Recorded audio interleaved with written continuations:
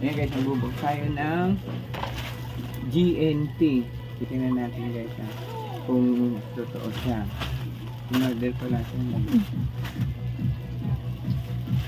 Pabango yan, may nasa karton. Ito yung kila kay Jawo. Kila Jawo to.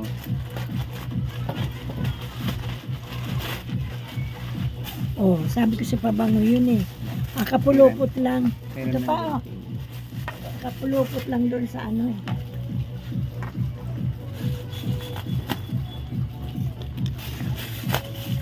Ayun. Dalawa? Ay, okay. Nakaserve. Buy one, take one.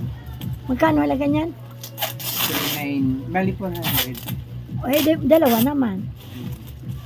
Ayan, may basurahan diyan. Ayan, okay naman.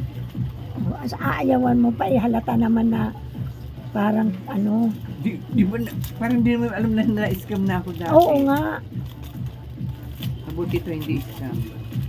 Pag sa TikTok walang problema.